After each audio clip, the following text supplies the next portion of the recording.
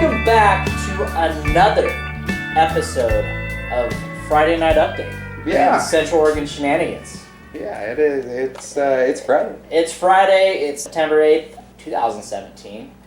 And let's talk about the weather. Which portion of the weather do you want to talk about? Are we going to die? Like, poor Texas. Oh, Phil. Poor us. We haven't had any rain except for the other day. It just decided to spit a little bit. Here in Redmond. It dumped in Bend. Yeah, and it dumped, I think, out on the Millie Fire. I'm not 100% about that. So Florida, as of tonight, is on a get the fuck out or we're not going to help you if you're not going to fucking get out of there situation. If you guys are watching this and you're down on the tip, get in your car and get the fuck out of there. This is the worst storm. Oh, it's... in my lifetime. Absolutely. In your lifetime. In your guys' lifetime.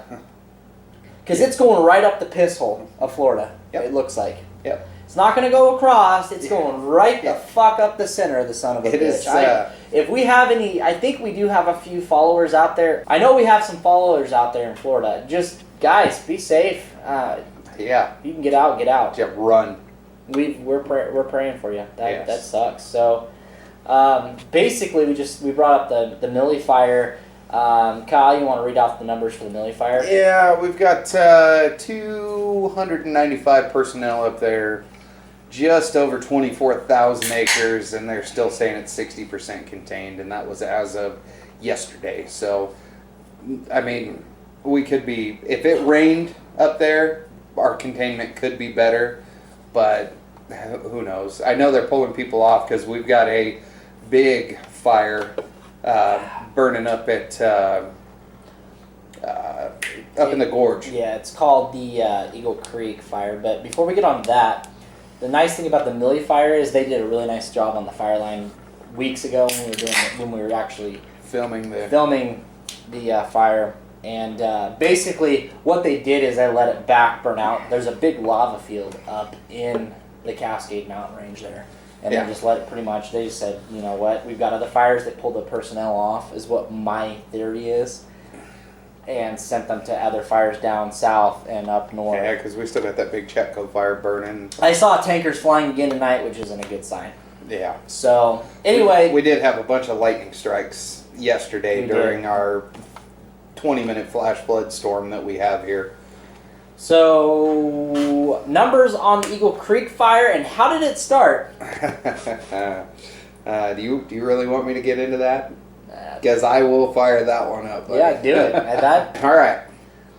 Right now, there's 911 personnel up there. 33,400 acres, about that, burning down the gorge up there. Near Wood Village, I-84. Oh, shut down. The Columbia River. Shut down. All of it is shut down up there while they're flying there. I mean, helicopters, tankers, you name it, they've got it up there trying to put this thing out, or at least make it stop, because the winds are not helping. They died down a little bit yesterday from what I listened to on the news. But they picked right back up today, so I'm not 100% on that. They're saying 7% containment. I'm going to say that's probably about right.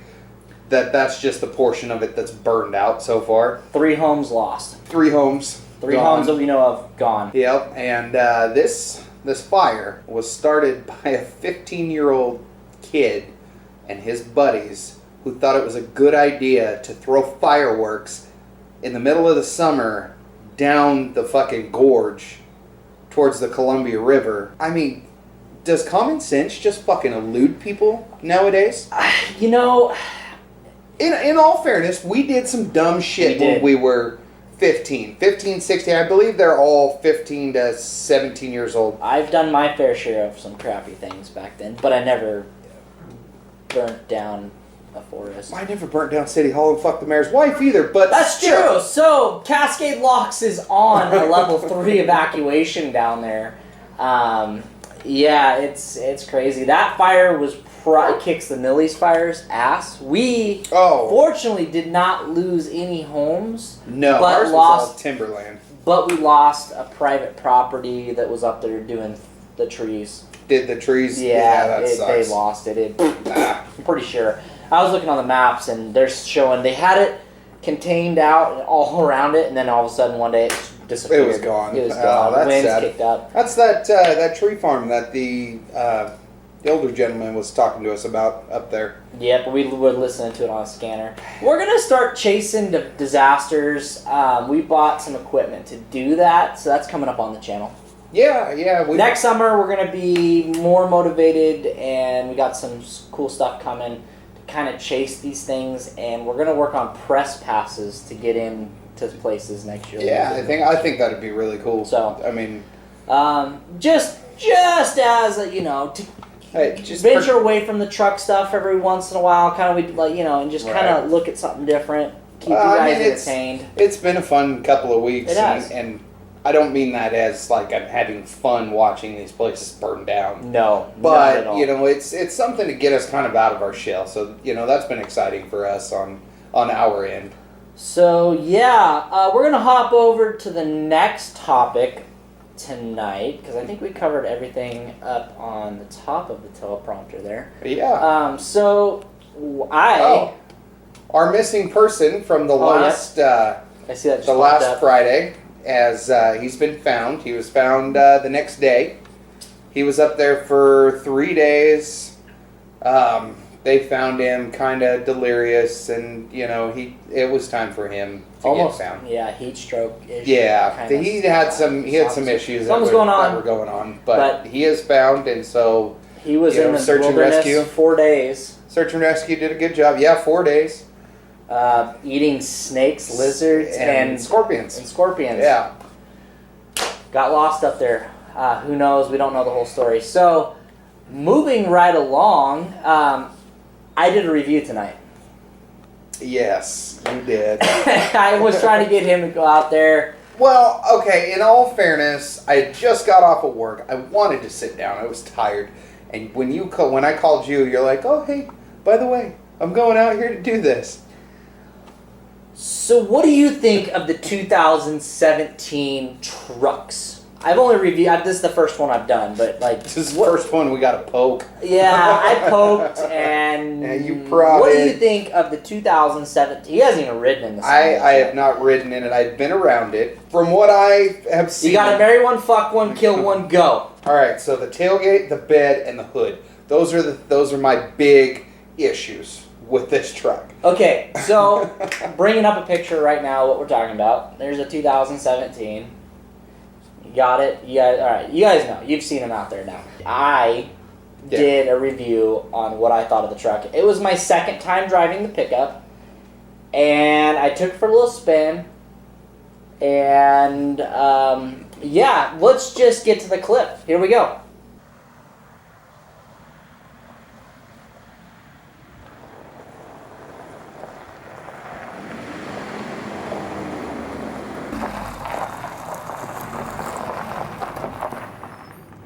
Alright guys, coming up on the driver door here. Great big pocket to flashlight gloves. The mats are attached to the carpets, they don't slide out, that's a cool thing. Lumbar support even on the XLT model here. This thing is filthy, it's a work truck. Papa drives it daily on his job site. This ain't no fancy go to town for dinner and a case of beer. Comfortability wise on this seat, I only drove it for about 15 minutes or so, and this seat isn't that comfortable in my opinion. For a new pickup, the Expedition seat is a lot more comfy in my mind. Fuel tank door is plastic. This is all plastic.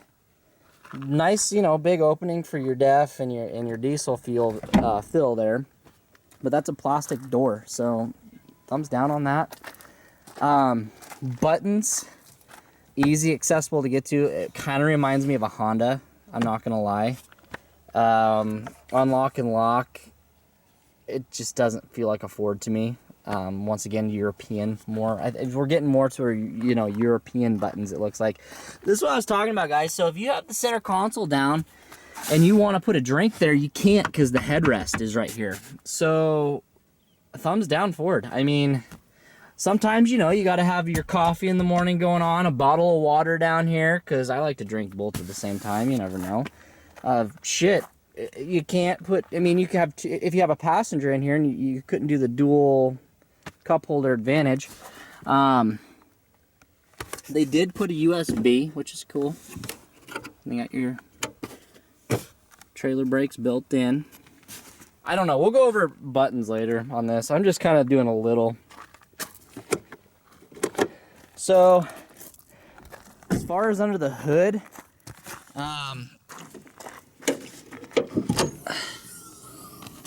she's pretty packed tight full of shit. I was noticing there was some things like, you know, just, fuck, everything's going to plastic, and then just emissions. I think our emissions are probably what's killing a lot of room nowadays. There's not any fucking room in this son of a bitch to do anything. Like, if you're gonna buy one of these, I wouldn't even work on it. As mechanically inclined that I am, I would not turn a wrench on this truck other than doing an oil change or maybe an air filter replacement. On the 6 liters, and I don't know about the 6.4s, these were very complicated air filter boxes. This one looks like I'm not gonna take it apart, not my truck, but it looks pretty easy to get to and change out the air filter. Not a big fan of the grill.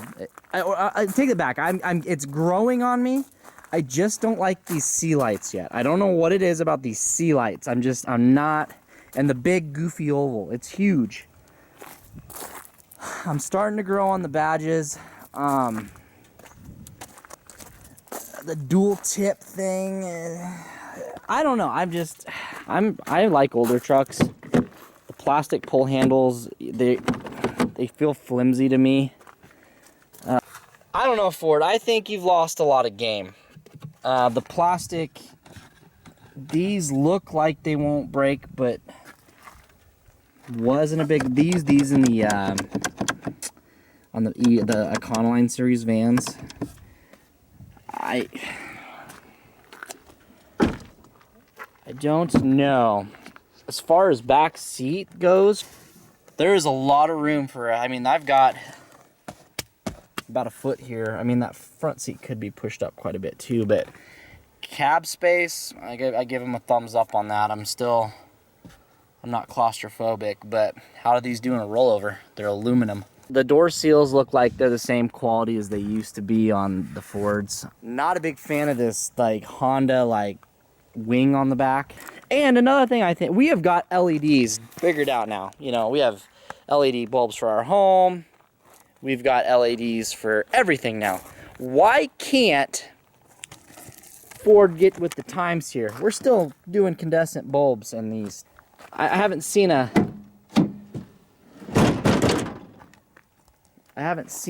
limited edition yet, but I'm guessing everything's the same. So I know I'm giving this truck a hard time. I'm having a hard time with this one. I honestly like the body style we just came from better.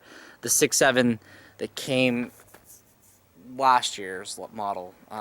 It was still, you know, it was still steel. Here's my biggest complaint on the whole truck. I'm the type of person that likes to go to the store and buy some beer, and I don't want to, you know, throw it in the back seat or whatever. I just throw it in the bed of my truck or whatever, take it home, throw it in the fridge. Or just anything in general. Just, you know, I'm running to the store real quick, you know, just to get something and it's big and bulky, I'll just set it in the bed of my truck, head home.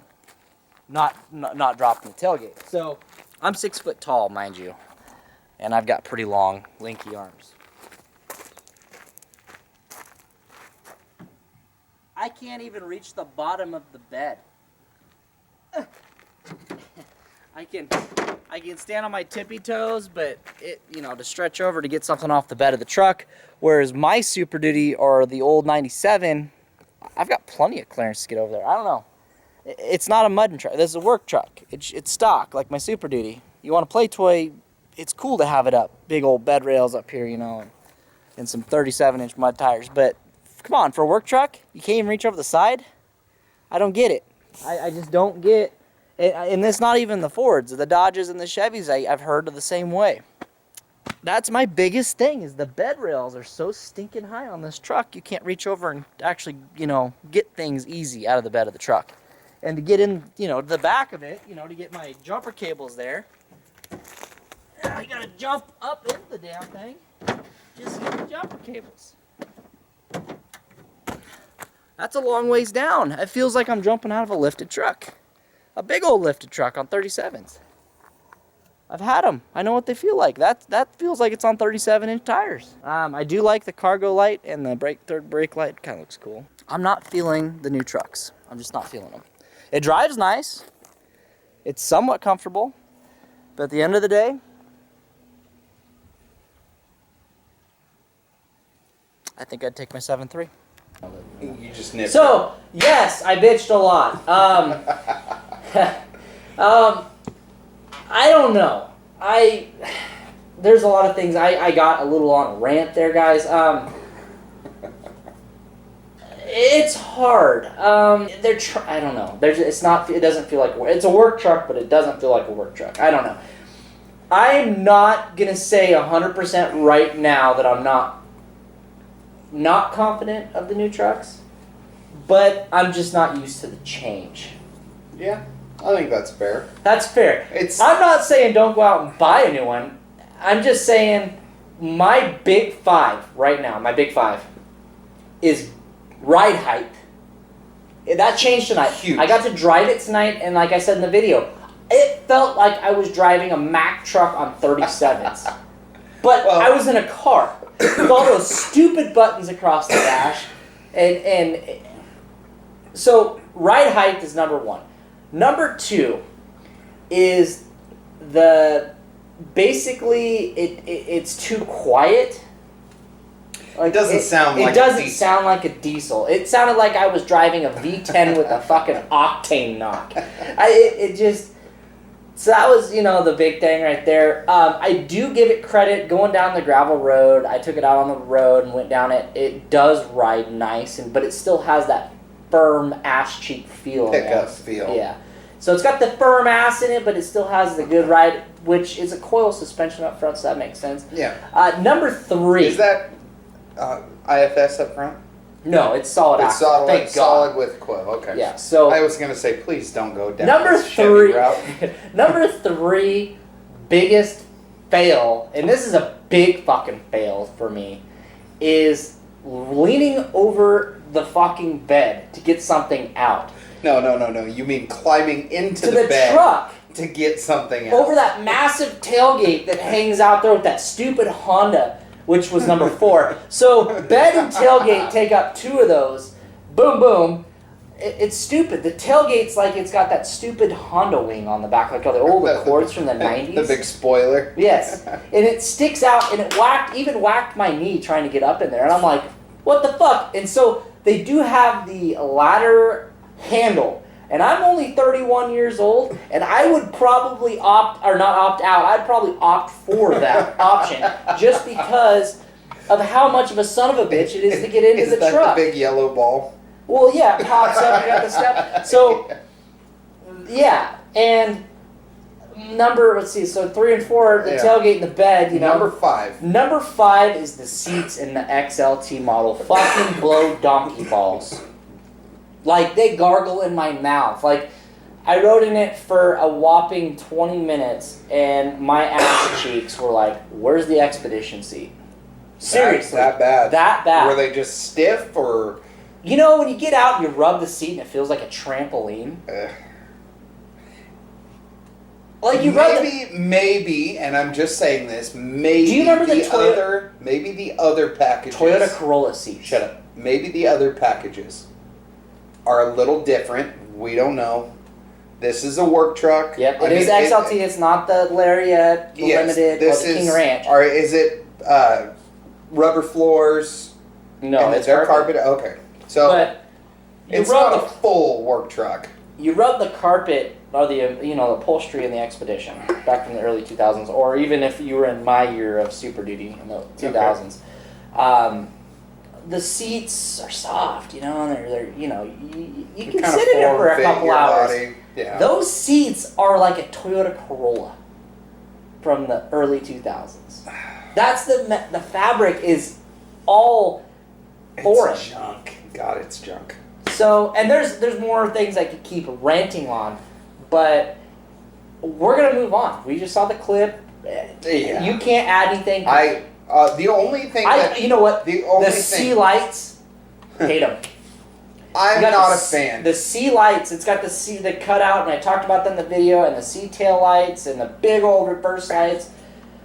The one thing that I did notice, incandescent. that's what I was just about to say. And I brought that up in the video as well. I mean, from what I know about this, so do you have the LED ring around the front? Yes, but I didn't turn the lights on and review the ass end of it, but I don't think it's there. So you're almost all LED up front. Yep. And then you have to go to incandescent bulbs in the back. There's the same.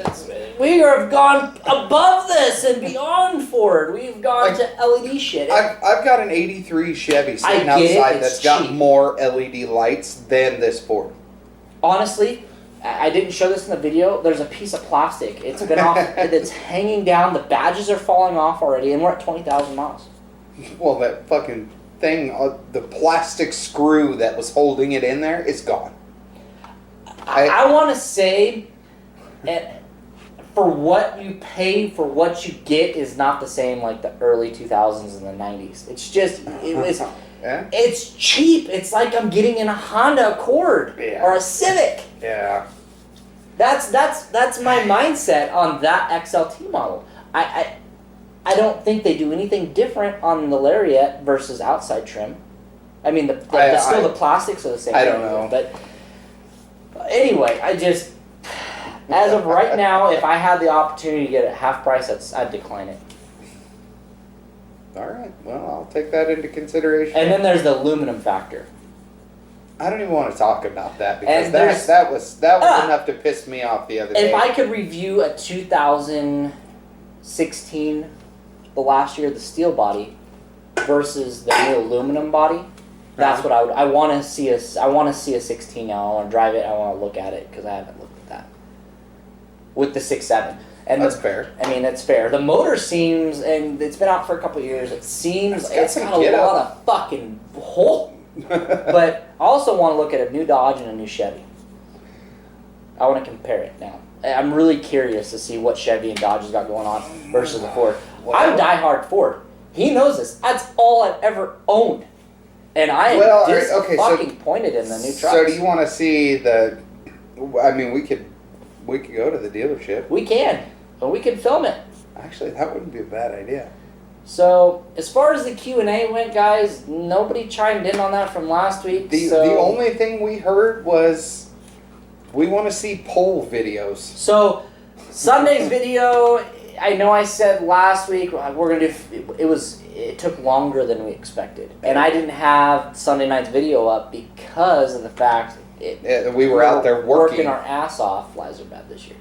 So, yes, poll video this Sunday. Second. Anyway, we're at 370 subs, guys, and we're creeping up on 10,000 views as we speak of.